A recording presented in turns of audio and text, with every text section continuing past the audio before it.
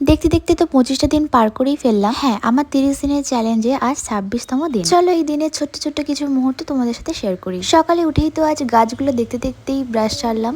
আর জানো তো আমাদের কাছে না আজ বেশি জবা ফুল হয়নি, কাল রাতে প্রচন্ড বৃষ্টি হয়েছিল, সেই কারণেই হয়তো এই ফুলগুলোতে এখনো ভালোভাবে ফোটেনি। তোমাদের কার কার বাড়িতে জবা গাছ আছে? আর বললাম না কালকে রাত্রে অনেক বৃষ্টি হয়েছে, তো সেই কারণে গাছের সমস্ত লঙ্কা ঝরে পড়ে গেছে আর গাছে মাত্র একটাই লঙ্কা পড়ে আছে। দেন চলে এলাম স্কিন কেয়ার করতে, আর এসেই দেখছি সানস্ক্রিন একটুও নেই, শেষ হয়ে গেছে। সেটা যে আবার নতুন করে আনতে হবে সেটা না আমার একদম খেয়াল ছিল না।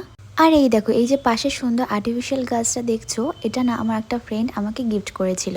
তোমরা তো সবাই জানো আমি হোস্টেলে থাকতাম, আর সেখান থেকে আসার টাইমে মিশনের যে ফ্রেন্ডগুলো ছিল তারা না সবাইকে অনেক গিফট দিয়েছিল।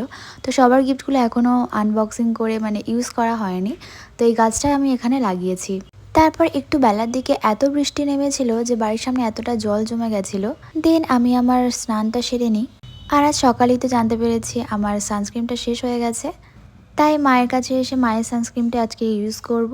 তো এইভাবেই কেটে গেল আমার 26তম দিন। আর ভিডিওটা কেমন লাগলো সেটা কিন্তু অবশ্যই কমেন্ট করে জানাবে প্লিজ। বাই।